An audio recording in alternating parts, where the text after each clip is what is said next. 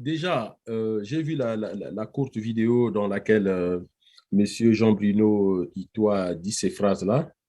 La première chose que j'ai retenue, c'est d'abord l'arrogance de ce monsieur, l'arrogance. Et il ne se dit même pas qu'en face de lui, il a quand même un peuple en colère, un peuple qui a faim. Mais oui, c'est en corrélation avec ce que j'ai dit tout à l'heure. Un dictateur n'organise pas une élection s'il sait d'avance qu'il va perdre. Et même s'il perd, il dira qu'il a gagné. Donc, ça ne servira à rien de dépenser autant de milliards pour ça. Mais revenons à M. Itoie. Il a géré le pétrole congolais. M. Itoie est cité, M. Perrin, il est cité dans combien de documents des Panama Papers, des Wikileaks Papers, de toutes les enquêtes menées par ce consortium de journalistes en ce qui concerne les paradis fiscaux, les détournements d'argent, je ne pense pas qu'il y ait un seul document dans lequel M. Itoie n'est pas cité. Il est cité dans tous les documents que pendant que le peuple congolais meurt de faim, M. Itoie est en train de dilapider des milliards de production pétrolière dans les paradis fiscaux. Donc, voilà quelqu'un avec une arrogance maladive, avec une arrogance pulsionnelle qui vient devant le peuple dire « Nous ne partirons pas tant que nous n'avons pas fini le travail ». Donc, j'ai compris, le travail qui consiste à voler tout l'argent du Congo, c'est-à-dire il est en train de dire aux Congolais, tant que nous n'avons pas fini de voler l'argent, la richesse du Congo, nous ne partirons pas. Parce que si on est une démocratie, en démocratie, les responsables politiques ne parlent pas de cette façon, puisque c'est le peuple qui décide.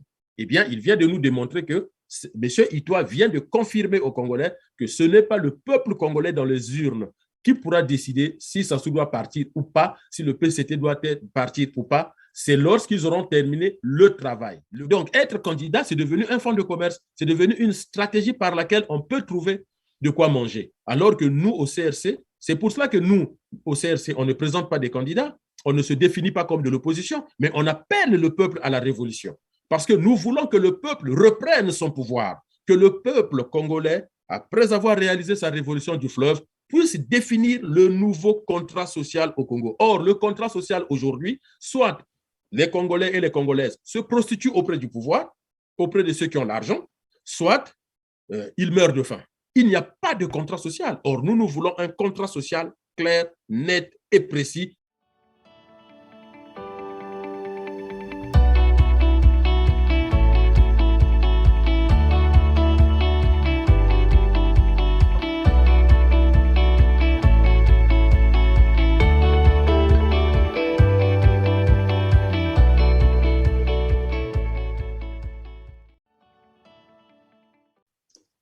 Bonjour, bonsoir. Très heureux de vous retrouver, mesdames, mesdemoiselles et messieurs. Merci d'avoir encore choisi à KELAR TV. Sur ce plateau, je reçois une fois de plus monsieur Didier Mweni Ivolo, porte-parole du Congrès pour la Renaissance du Congo, le CRC. Sur la table de notre entretien, plusieurs sujets liés à l'actualité socio-économique du Congo-Brazzaville. Bonjour Didier.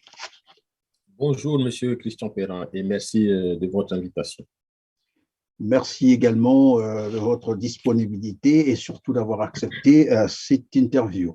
Alors, Monsieur Didier Mweni-Ivolo, les Congolais s'apprêtent à aller renouveler, je crois, le Parlement congolais, donc les élections législatives 2022 qui sont prévues d'ailleurs le 10 juillet. Encore les élections au Congo-Brazzaville. Pour quel intérêt? Pour quel intérêt? C'est vrai, c'est une très bonne question, mais avant de répondre pour quel intérêt, je voudrais quand même rappeler que celui qui organise les élections au Congo, le général d'armée Denis Sassou Nguesso, autoproclamé président de la République, est revenu au pouvoir à la faveur d'un coup d'État, et le coup d'État le plus sanglant, le coup d'État parmi les coups d'État les plus sanglants en Afrique noire, avec près de 15 000 morts, avec Brazzaville qui a été une ville complètement détruite.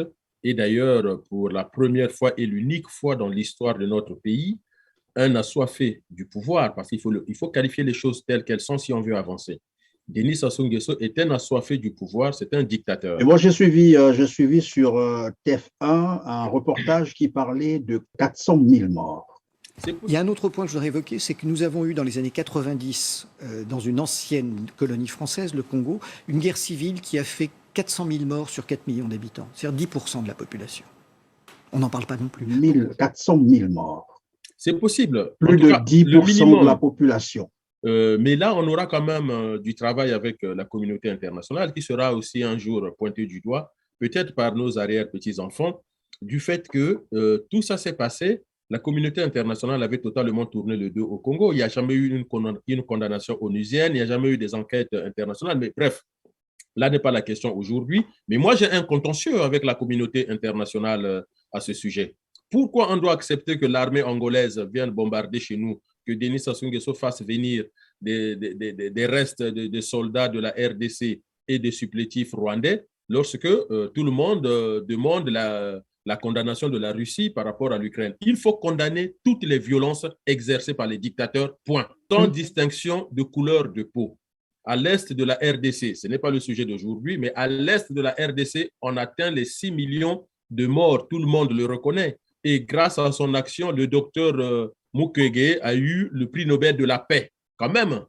Mais personne ne va régler les problèmes. Bon, bref, pour revenir à votre question, pourquoi faire l'élection? Donc, je tenais à rappeler que Denis Sassou Nguesso est un dictateur qui est revenu à la faveur d'un coup d'État.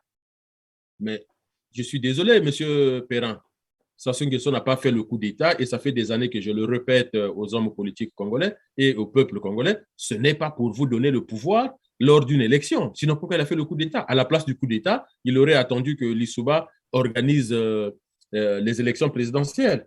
Mais vous savez, il y a cette phrase bien connue au sujet des dictateurs. Un dictateur n'organise pas une élection pour la perdre. Et je ne citerai pas le pays pour ne pas avoir des incidents diplomatiques, mais il y a trois représentants dans une organisation internationale, un Français, un Américain et d'un pays voisin du Congo. L'Américain dit aux États-Unis, quand on organise les élections, au bout de 3 jours, on a les résultats. Donc, on a un système assez élaboré. Le Français dit, oh, chez vous, c'est trop long. Nous, en France, on ferme les bureaux de vote à 18h et à 20h, nous avons les résultats. Et le cousin africain qui était là, donc d'un pays voisin du Congo, bien connu, dont le président a l'habitude d'être en visite dans son propre pays et en Suisse pour son repos parce qu'il est fatigué de diriger. Et donc, ce conseiller de ce pays l'a dit, mais aux États-Unis, c'est beaucoup trop long. En France, vous traînez. Chez nous, avant même d'organiser les élections, nous savons déjà qui va gagner. On connaît les résultats avant même de les organiser. Et d'ailleurs, les conseillers du ministère des Affaires étrangères de ce pays disaient à Jacques Chirac, au conseiller de Jacques Chirac, mais en fait, comment vous faites en France?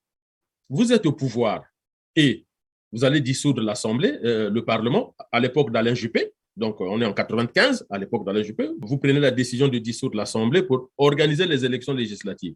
Vous organisez les élections, vous les perdez et vous publiez quand même les résultats en disant que j'ai perdu, alors que c'est vous qui êtes au pouvoir. Il dit, je ne comprends pas. Chez nous, si je sais que je vais perdre, je n'organise pas les élections. Et si j'organise les élections, même si je perds, je dirais que j'ai gagné. De toute façon, personne ne viendra me contester. Denis Sassou Nguesso est appelé par les Congolais monsieur 8%. Parce qu'à l'élection présidentielle de 2016, il n'a eu que 8% de voix et pourtant il s'est maintenu au pouvoir. Demain, même s'il a 1% de voix, mais qui vous a dit qu'il va vous laisser le pouvoir? Donc, l'élection est là pourquoi, M. Perrin? C'est pour donner une image légale du pouvoir dictatorial de Denis Sassou Nguesso, point à la ligne.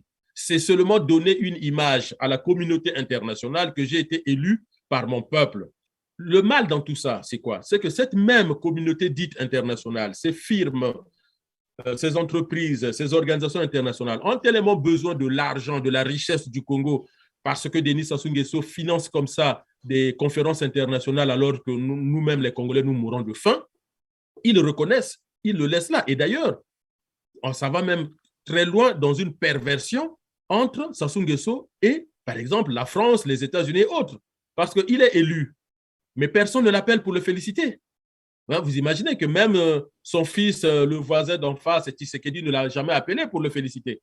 Mais par contre, on va quand même l'utiliser parce qu'il prend l'argent du Congo pour être médiateur en Centrafrique, c'est des milliards qui partent, médiateur en Libye, c'est des milliards qui partent, médiateur, je ne sais, il fait la médiation de quoi quand il n'est même pas en médiation avec lui-même. Mais ça, c'est un problème psychologique. C'est-à-dire qu'il n'est pas en état de paix, il n'est pas en état de sincérité avec lui-même. Donc, il ne pourra pas Alors, le faire donc, si j'ai bien compris, Didier Mwini-Volo, le Congo, vous l'avez rappelé, est une dictature. De toute façon, les institutions internationales, les rapports le disent, l'indice de démocratie au Congo est très faible.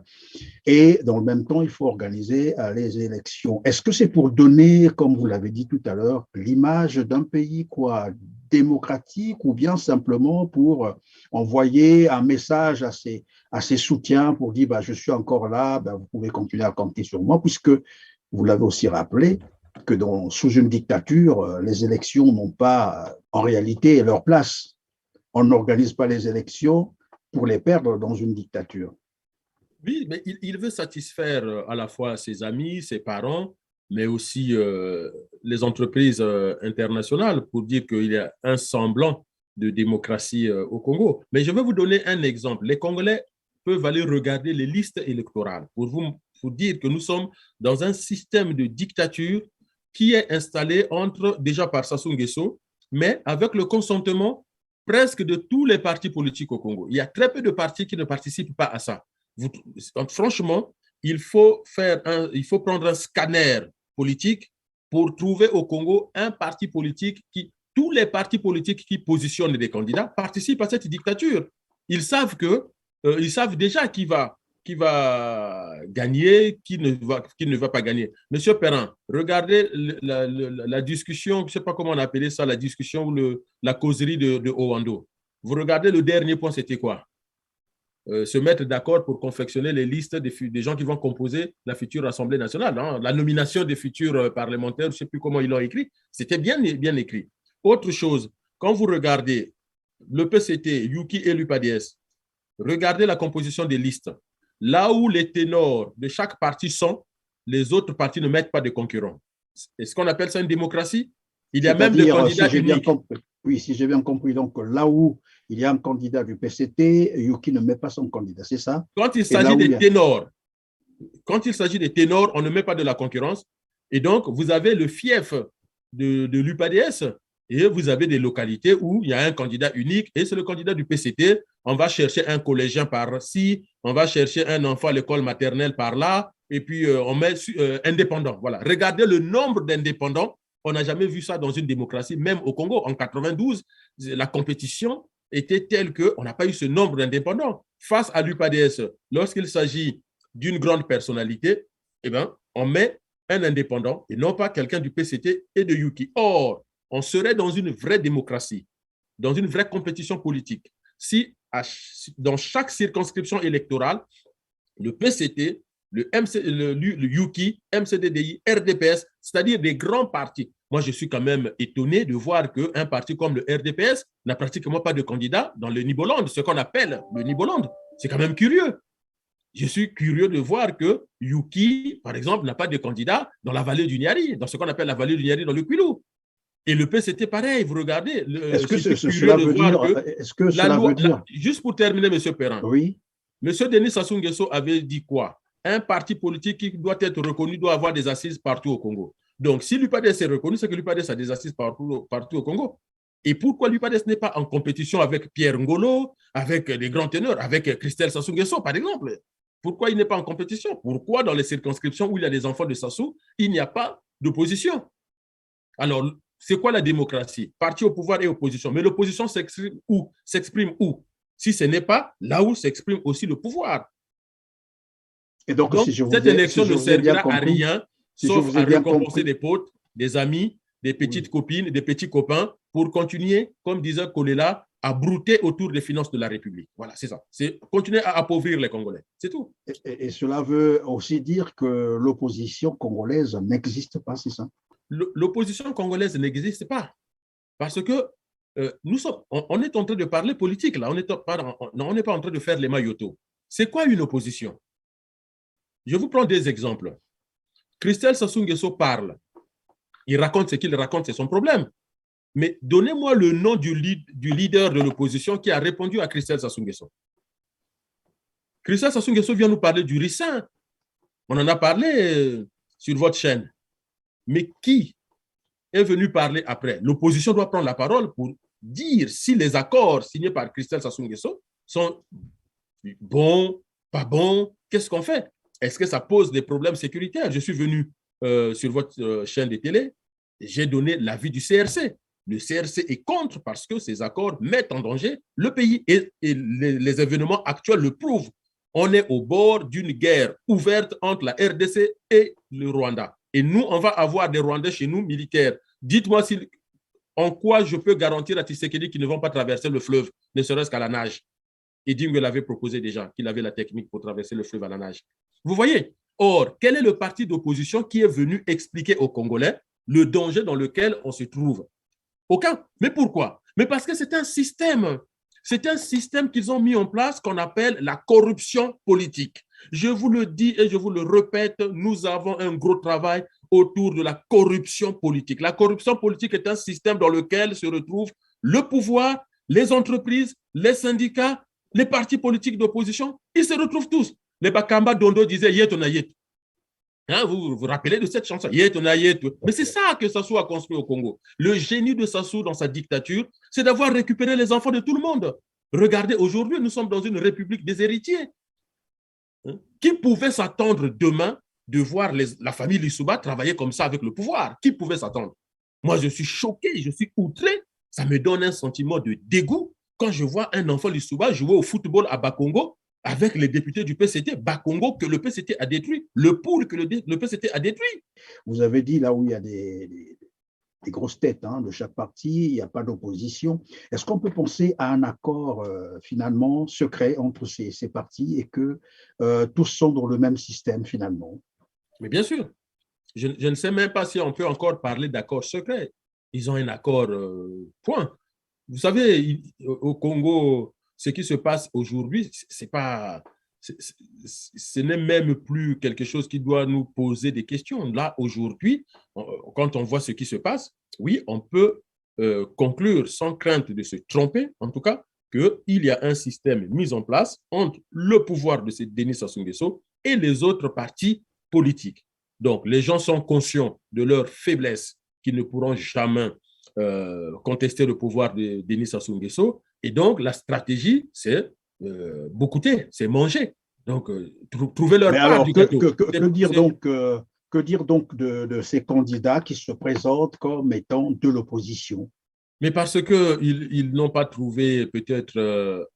ils n'ont pas été investis. Ils n'ont pas été investis. Si vous regardez au niveau de l'UPADS, vous avez beaucoup de candidats qui sont des indépendants.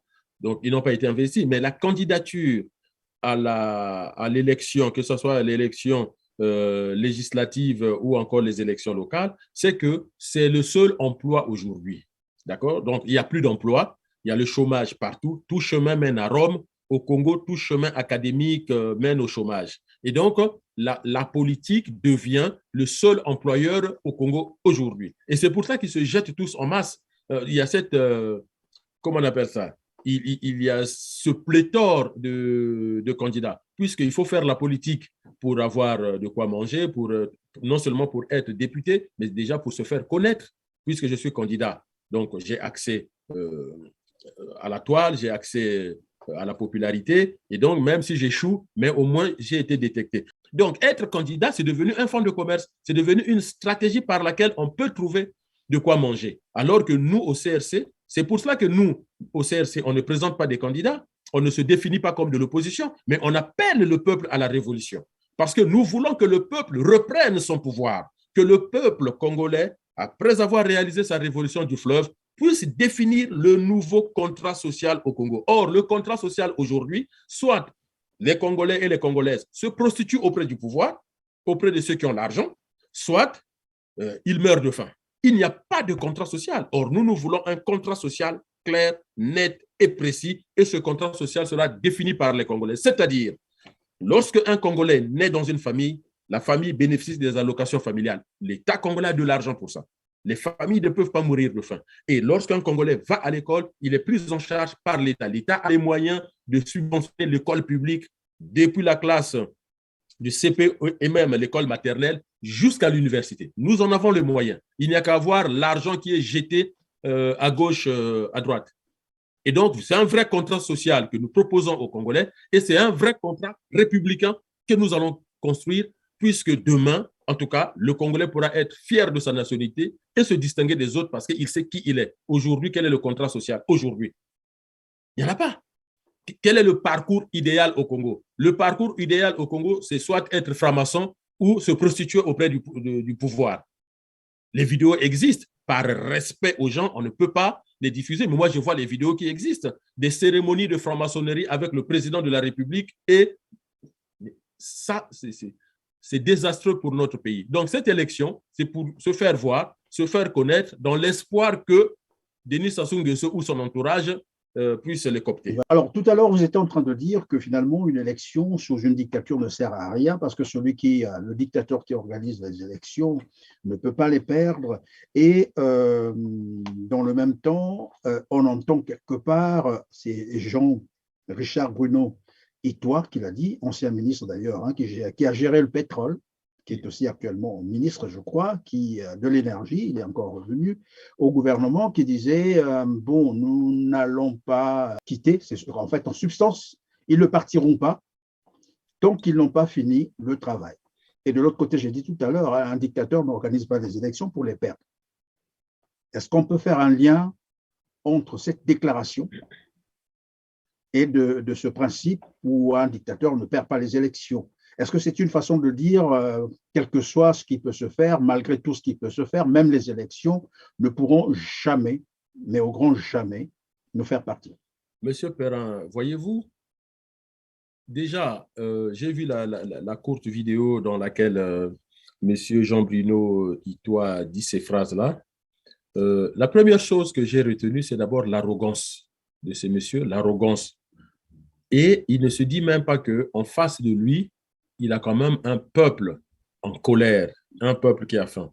Mais oui, c'est en corrélation avec ce que j'ai dit tout à l'heure. Un dictateur n'organise pas une élection s'il sait d'avance qu'il va perdre. Et même s'il perd, il dira qu'il a gagné. Donc, ça ne servira à rien de dépenser autant de milliards pour ça.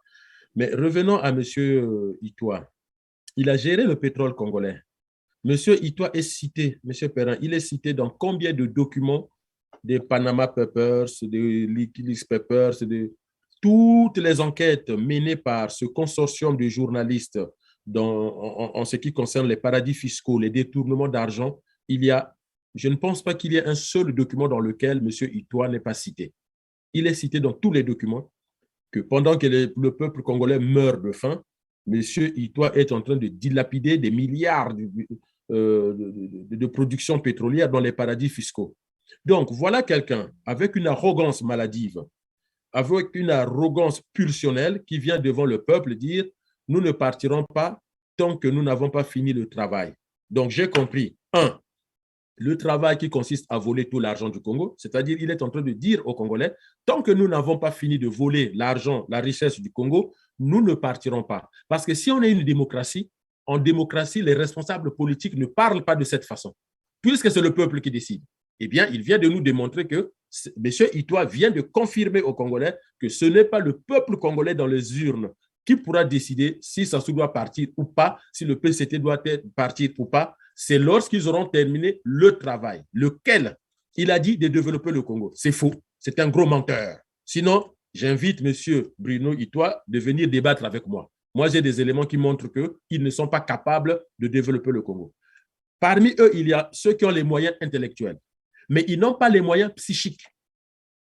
On peut être intellectuel, mais ne pas avoir les moyens psychiques pour développer un pays. C'est-à-dire qu'on a tellement de pulsions, parce que c'est des gens qui sont habités par un comportement pulsionnel vers la richesse. C'est-à-dire qu'ils ont ce fantasme-là, il faut être riche, sans savoir c'est quoi la richesse. Parce que depuis 1997, ils n'ont cessé de voler de l'argent. Ils ont des milliards dans des comptes offshore, mais ils continuent de voler. Ça veut dire que sur le plan psychique, il y a une pathologie qu'ils ont. Je ne sais pas, il faut peut-être voir avec les psychiatres. parce qu'ils sont nos limites. Donc, ils n'ont pas fini de voler, ils n'ont pas fini de détruire, puisque ce sont des grands destructeurs. Ils ont détruit la conscience congolaise, ils ont détruit la fierté des Congolais pour leur pays, ils ont détruit l'amour des Congolais pour leur pays, ils ont rendu les Congolais pauvres même en mœurs, pauvres même en mœurs. Je vous répète encore, je dis les choses telles que je les vois. Quand on voit toutes les images qui circulent sur les réseaux sociaux, des hommes mangeant le caca d'un autre homme, des hommes soumis à des pratiques qui nous rappellent des événements de Somor et Gomorre dans la Bible, réveillez-vous. Et avec arrogance, il vient vous dire, nous ne partirons pas tant qu'on n'a pas fini le boulot. Mais quel boulot? Lorsque vous regardez la photo de Christelle Denis Sassou Nguesso avec les élèves de Thomas Sankara en tenue kaki et avec les Moussou-Niabata, et lui, il a un costume qui coûte plus de 5 000 euros, il a des chaussures qui coûtent plus de 2 000 euros, il n'a même pas la décence de se dire que je vais faire une photo avec des lycéens qui souffrent, dont les parents souffrent, et je ne peux pas m'habiller comme ça. C'est des gens qui n'ont aucun respect pour le peuple congolais. Et je le dis encore, je ne sais pas ce que ce peuple attend pour se soulever. Parce qu'au Soudan, on a ajouté 1 centime de franc CFA sur le prix du pain, le dictateur est parti. Qu'est-ce que cette famille, ces gens, doivent faire pour que finalement le peuple se soulève? Ma question éternelle, c'est ça. Donc, Bruno Itoa est en train de nous dire, tant qu'on n'a pas fini de tuer les Congolais, de détruire le pays, nous ne partirons pas. Parce que si c'est le développement, c'est faux. Ils en ont les moyens. Denis Sassou Nguesso, à lui tout seul, c'est 3 booms pétroliers au moins. 3 booms pétroliers. Un seul suffit pour développer n'importe quel pays. Monsieur Christian Perret, demandez aux spécialistes. Un seul boom pétrolier, le pays se développe. Mais Denis Sassou Nguesso va être dans son 3e ou son 4e boom pétrolier. Mais où va notre argent? Où va notre richesse? C'est ça qui n'est pas acceptable. Et Bruno Itoa ne peut pas parler comme ça. Et les Congolais le regardent. Et puis vous me parlez de l'opposition. Mais que l'opposition réponde à Bruno Itoa. Que Tchati Mabiala réponde à Bruno Itoa. Que Mounari réponde à Bruno Itoa. Que Yuki réponde à Bruno Itoa. Où sont passés les opposants congolais? Et finalement, on est dans un système où ceux qui sont à la tête du pays, comme vous l'avez dit, brillent par l'arrogance, le mépris, les déclarations incendiaires, à l'exemple d'ailleurs de Jean-Richard Bruno Itoa, qui dit qu'ils ne partiront pas. Et on a aussi entendu des déclarations du genre « nous avons tué dans le pool, le ciel n'est pas tombé ». Finalement, qu'est-ce qu'ils se disent? Ils ont en face quel type de peuple? Est-ce qu'on peut dire que c'est aussi de la responsabilité du peuple congolais finalement? Parce que quand vous avez, comme qui dirait, les peuples n'ont que les responsables qu'ils méritent. Si ces gens-là deviennent arrogants, mais avec ce mépris tel que nous sommes en train de l'observer, cela veut dire qu'ils se sont rendus compte qu'ils sont face à une population mais la plus résignée au monde. Monsieur Perrin, vous faites bien de soulever cette question. Regardez le procès de Nuremberg. On a tous étudié le procès de Nuremberg au lycée ou à l'université pour ceux qui ont fait les études d'histoire. Mais ce qu'on ne nous a pas appris, ou on ne nous a pas dit, pas par omission, mais le sujet est vaste, c'est que certains nazis ont dit, mais si ce que vous nous reprochez était vrai, pourquoi les victimes n'ont jamais réagi? Ça a été vraiment, ça c'est un vrai sujet. Vous connaissez le syndrome de Stockholm, donc où les victimes finalement défendent les bourreaux, prennent fait et cause pour les bourreaux. Mais très concrètement, au procès de Nuremberg, il y a eu ce sujet-là. Si réellement ce que nous faisions était mal, pourquoi les victimes n'avaient pas réagi? Les Congolais doivent comprendre une chose. Et Margaret Thatcher, il y a une question dans ce même sens là aussi qui avait été posée à Denis Sassou Nguesso, je crois que c'était à New York. Alors il répondait, pourquoi est-ce que c'est vous qui allez me dire ce que je dois faire chez moi? Si ça ne marchait pas, les Congolais allaient me le dire. Et voilà. Donc Denis Sassou Nguesso est conscient que pour les Congolais, tout va bien. Mais il le dit. Et vous avez, en fait, le paradoxe chez les Congolais, c'est quoi? Pour schématiser, Les mêmes qui vont prendre les 2000 pendant les meetings, pendant les descentes des hommes du pouvoir, et les mêmes qui vont vous dire, oui, mais vous qui êtes à l'étranger ou je ne sais pas quoi, vous racontez n'importe quoi, ici tout va bien, le pays va bien. Et les mêmes vont vous appeler pour vous dire, ah, ici c'est la galère, vraiment, si tu peux m'aider. Et d'ailleurs, l'hypocrisie, regardez l'hypocrisie des Congolais. J'ai même rencontré des Congolais à l'étranger qui vivent à l'étranger. Ils vont avec leur pouvoir d'achat de l'étranger au Congo. Et quand ils reviennent, ils vous font toute une littérature autour. Ah, mais au Congo, on vit bien. En tout cas, c'est bien. Ah, ici, là, nous perdons notre temps. J'ai dit, hey, mon pote, tu prends tes bagages, tu rentres au Congo. Ah non, qu'est-ce que je vais aller faire là-bas? Mais pourquoi tu dis que les gens vivent bien? 2 jours après, c'est le même qui vous appelle en disant, ah là là, ma mère est malade, mon père est malade, mon cousin a ceci, ma nièce, ma soeur, vraiment, il faut que je les aide. J'ai dit, mais tu as oublié que hier, mais qu'est-ce qui se passe? Disons une fois de plus les choses comme elles sont. Un Congolais qui habite aux États-Unis, $200 aux États-Unis, c'est quoi? C'est que dalle. $200 au Congo, c'est beaucoup. Donc, quand il va en vacances avec $1000 en poche, eh ben, il est le petit prince du quartier, il a toutes les petites filles du quartier et il appelle ça « les gens vivent bien ».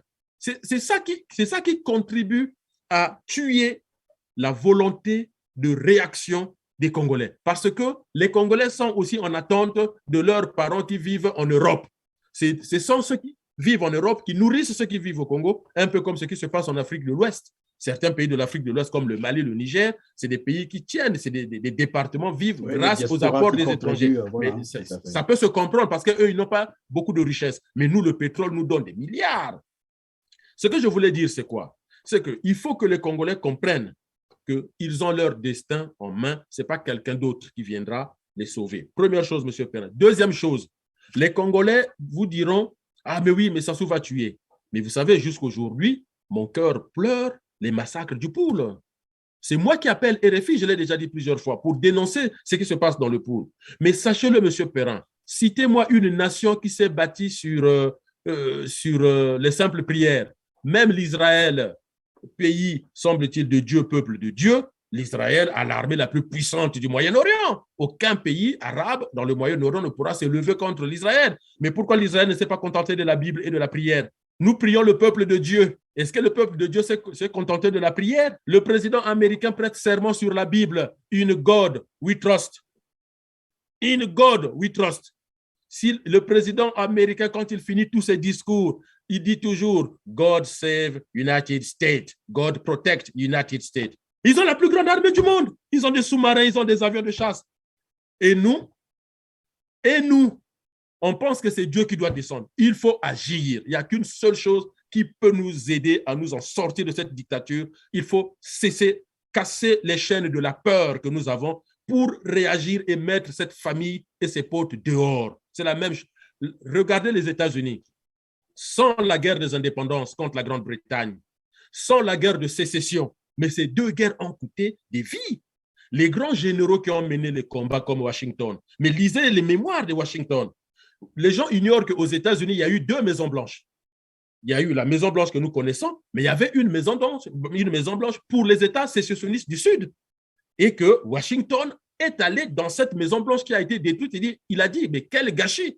Mais c'était nécessaire. Quel gâchis! Mais c'était nécessaire. Parce que si on veut bâtir une nation, il faut des institutions, mais ces institutions, il faut des hommes qui croient aux valeurs. Moi, je crois aux valeurs. Les autres, ils croient à l'argent, ils croient à la pagaille, ils croient à la destruction. Mais moi, je crois à la construction et j'ai des valeurs humanistes, des valeurs de social-démocratie et c'est ça qui fait la force du CRC. Nous sommes au CRC non pas par envie d'être au pouvoir. C'est pas, si on voulait être au pouvoir, on pouvait négocier avec le pouvoir de Denis Sassou Nguesso. Si on voulait être au pouvoir, on pouvait peut-être chercher les armes pour faire le coup d'État. Non, nous voulons le pouvoir du peuple, pour le peuple, par le peuple. Et c'est pour cela que notre destin, ce n'est pas d'arriver au pouvoir, mais de libérer la pensée, de casser les chaînes qui empêchent les Congolais d'agir. Peu importe celui qui viendra au pouvoir après.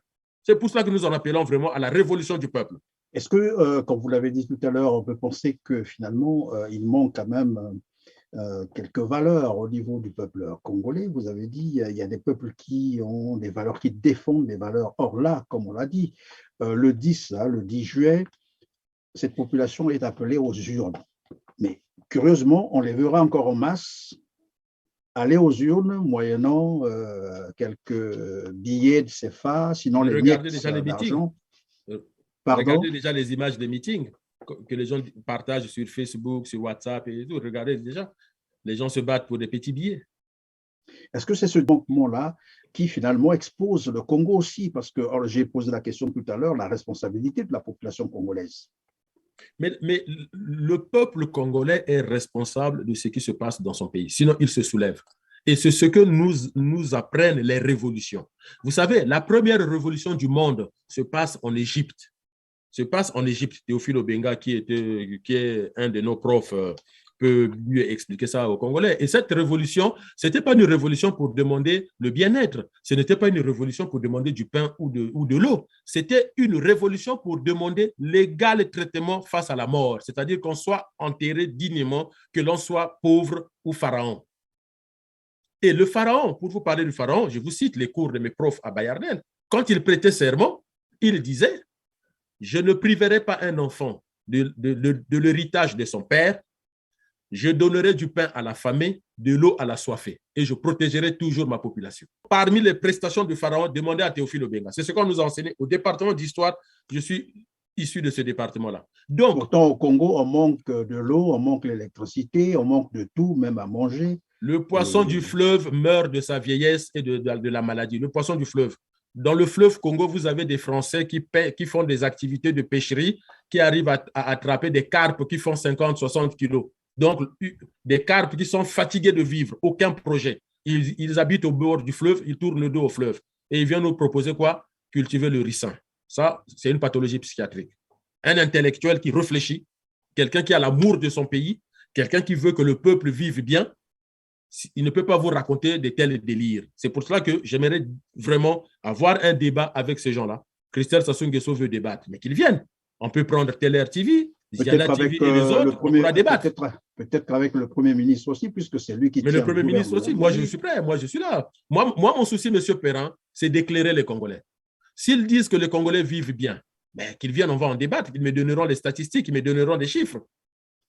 Si Bruno Itoa dit que nous partirons quand nous aurons terminé. Mais qu'est-ce qu'ils ont déjà commencé? Au Congo, rien n'a commencé. Et quand ils essayent une chose, ça tombe en lambeaux le lendemain. Regardez l'état de route.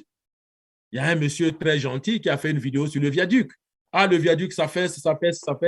Je fais ça pour alerter les autorités. Mais quand on dit ça, ça veut dire qu'au Congo, il n'y a pas d'autorité. L'autorité n'a pas besoin d'une vidéo sur Facebook pour être alertée. Il y a des services de l'État.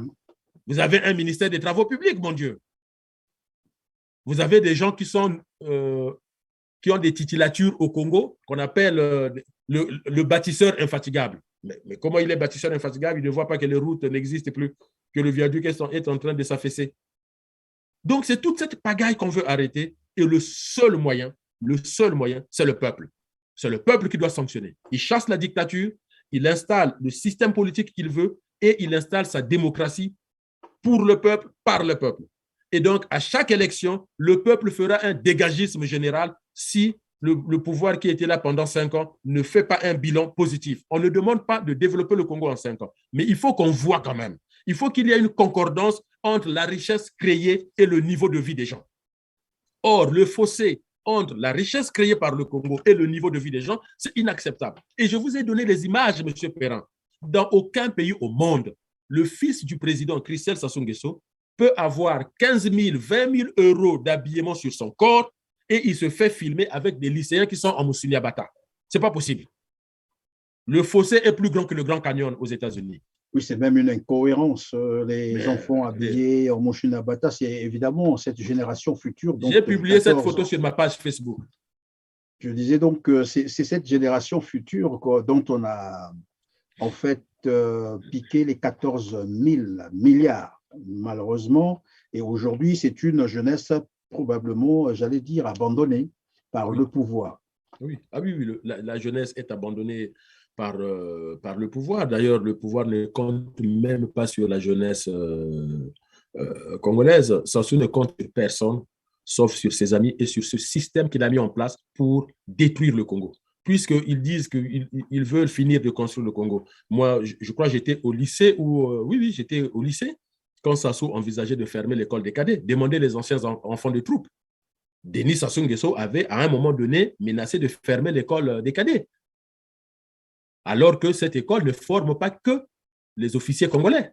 Cette école est un héritage de la colonisation où on formait déjà les officiers de l'Afrique équatoriale française.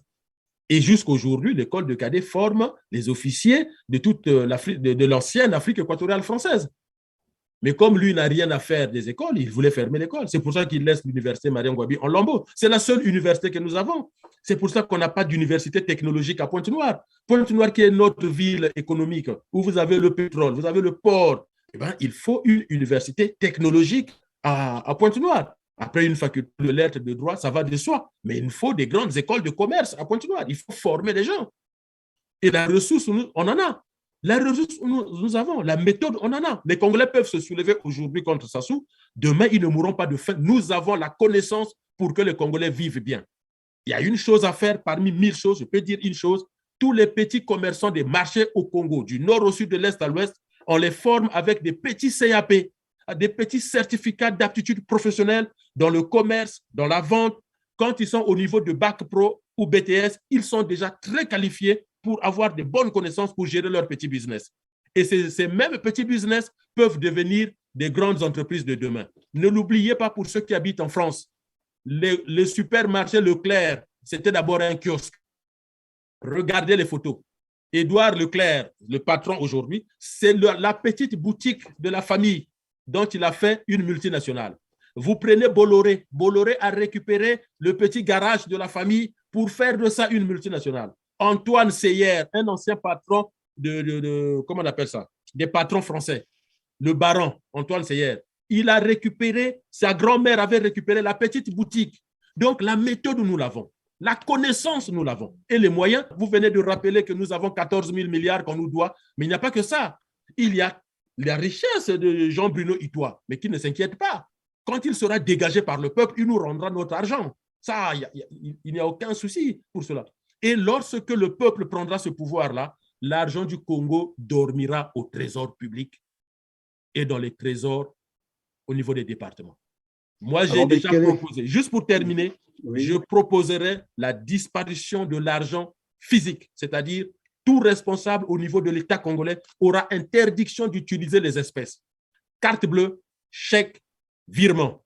Tout sera tracé, le moindre centime de l'État.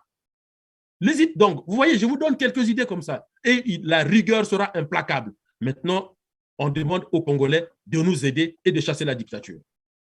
Alors, mais quel est donc le message qu'on peut envoyer à la jeunesse congolaise qui, finalement, lors de ces élections, sinon les campagnes électorales, hein, qui, je ne sais pas si ça a déjà démarré, mais d'ici là, ça ne va pas tarder, qui finalement se ruent vers les dons qu'on leur fait, les t-shirts, comme on l'a dit, quelques kilogrammes de riz, et finalement pour aller tronquer leur voix. En fait, je vais vous dire une chose, M. Perrin. Sassou n'a rien à cirer des voix des Congolais, en fait. Sassou s'en fiche royalement des voix des Congolais, puisque qu'il gagne, qu'il perde, il dira qu'il a gagné. En fait, qu'est-ce que Sassou cherche? Il y a une image, ça renvoie une image lorsqu'on voit ces jeunes-là courir. C'est exactement ça. Sassou veut que les gens aillent dans les bureaux de vote pour dire à la communauté internationale qu'il a été élu avec 80%. Les députés du PCT ont été élus avec 80% des voix et le taux de participation. Et d'ailleurs, je vais vous dire une chose. Mais regardez ce qui s'est passé pour l'élection présidentielle. L'UPADES, par l'intermédiaire de son patron, Pascal Satima-Biala, dit nous n'avons aucun candidat, donc les militants de l'UPADES ne vont pas voter. Et vous savez ce que ça représente, les militants de l'UPADES, quand ils ne votent pas? 38% à peu près. Si vous voulez savoir les militants de l'UPADES qui votent, prenez le premier résultat de l'USOBA au premier tour en 92. On est autour de 38% des électeurs congolais. Si vous ajoutez à ce 38% les abstentionnistes, les abstentions, oui. Oui, eh bien, on arrive déjà à 60%. Et si vous prenez l'éclatement encore de 40% qui reste entre tous les candidats, eh bien, Sassou Nguesso va être élu avec 8%. C'est ça. Et donc, s'il n'y a que 8% qui se présentent dans des bureaux de vote, et d'ailleurs, on a appris, dans le pool, il y a des bureaux de vote qui fermaient dès midi, parce que personne ne venait, les gens se fatiguaient. Même au nord du Congo, à 14 heures, il n'y avait plus de bureaux de vote ouverts, puisque les gens se fatiguaient. Et donc, lui, c'est l'affichage qui l'intéresse. Et donc, le message, c'est de dire à la jeunesse, ne vous laissez pas embrouiller par les 10 000 francs, les 30 000 francs. Il y a eu ce monsieur à Dolisie qui vient, qui dit, l'hôpital à Dolisie, Vandave dans ambulance, Yamabiala. Mais c'est d'une connerie maladive. Yamabiala, mais paie ça, 30 000 euros dans salarié, nous aussi à la mairie. Donc, un salarié de la mairie vend son âme au diable pour 30 000 francs. Vous imaginez à quel niveau de bassesse nous sommes? Ce qui se passe là, c'est comme ce qui s'est passé lorsqu'on a livré le Christ, s'il faut parler de la Bible.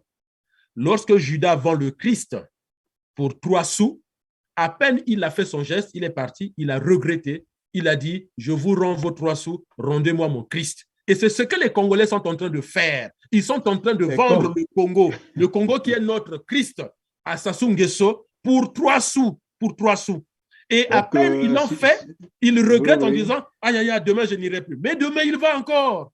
Il faut le courage de mourir de faim. Sékou Touré, qui est un grand panafricaniste, a dit aux Français, je préfère la pauvreté dans la liberté que la richesse dans l'esclavage. Donc, les Congolais doivent faire cette citation de Sékou Touré. Mieux vaut être pauvre, mais avoir de la dignité, que d'aller se prostituer auprès du pouvoir. En allant prendre les 2000 francs, c'est de la prostitution intellectuelle, c'est de la prostitution morale, c'est de la prostitution de la conscience. C'est endormir encore plus. On y vend aussi son avenir comme ça avec les 2000 francs. Mais la preuve est là. La preuve est là. La preuve est là qu'ils vendent leur avenir. Cet argent, ce n'est pas l'argent du pouvoir, c'est le leur. Mais ils auront 10 fois plus, 100 fois plus en boutant dehors la dictature et en mettant en place un système égalitaire. Égalitaire ne veut pas dire avoir la même somme. Égalitaire veut dire celui qui s'arrête au CM2, il aura un emploi en accord avec le niveau de CM2 et un emploi qui lui permettra de vivre avec sa femme et ses enfants calmement, puisque le manque, l'État sera là pour les protections sociales. Nous mettrons en place les politiques de protection sociale, c'est-à-dire une personne qui n'a pas assez de moyens aura des allocations familiales pour ses enfants pour qu'ils aillent à l'école. Personne ne sera laissé à la rue. L'égalité, ce n'est pas donner 1000 francs à tout le monde. L'égalité, ce n'est pas donner 1 milliard à tout le monde. L'égalité veut dire mettre en place un système qui protège tout le monde selon ses revenus, selon ses moyens, selon même sa forme physique. Les personnes handicapées auront des allocations des personnes handicapées. Des personnes à mobilité réduite auront tout ce qu'il faut. Donc, il faut une concordance entre ce que nous produisons comme richesse et le niveau de vie de tous les citoyens sans exception.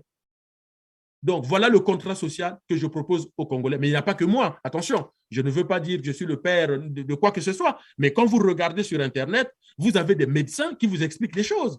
Vous avez des économistes qui vous expliquent les choses. Vous avez des ingénieurs. Quand je dis moi, par moi, je me fais porte-parole de tous ces intellectuels, de tous ces cadres qui souffrent dans leur conscience parce qu'ils veulent apporter des choses à leur pays, mais ils sont empêchés par cette dictature qu'on doit mettre au musée, je ne sais pas lequel, le musée des Brazza, ne vous inquiétez pas, on va le détruire quand le peuple congolais prendra le pouvoir, parce que des Brazza, ce n'est pas notre modèle. Voilà.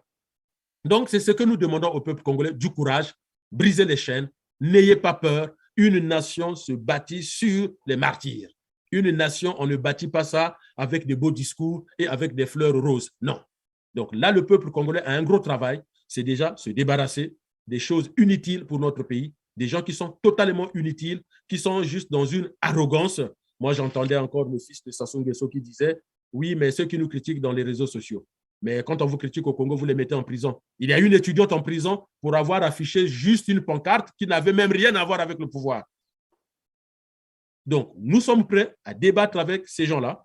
Si nous, on arrive à les convaincre, ils quittent le pouvoir et nous savons que nous allons les convaincre qu'ils sont médiocres. Ça, je ne me fais aucun souci là-dessus. Et s'ils arrivent à nous convaincre et que les Congolais disent, oui, vous avez convoqué ces opposants-là, vous pouvez rester, eh bien, ils resteront. On leur lance ce défi-là. Merci beaucoup, Monsieur Didier Mouili-Volo. Nous sommes arrivés donc à la fin de notre émission. Merci d'avoir été avec nous. On reviendra vers vous pour d'autres questions, bien sûr liées toujours à l'actualité sociopolitique et économique de notre pays, la chose que nous avons en commun en plus. À vous aussi, mesdames, mesdemoiselles et messieurs, merci de nous avoir suivis, merci d'avoir encore fait confiance à Keller TV. On se retrouve très bientôt, mais surtout, n'oubliez pas de liker, n'oubliez pas de partager. Si vous nous avez rejoints pour la première fois, alors abonnez-vous et cliquez sur la cloche de notification pour être prévenu de toutes les autres productions à venir. Merci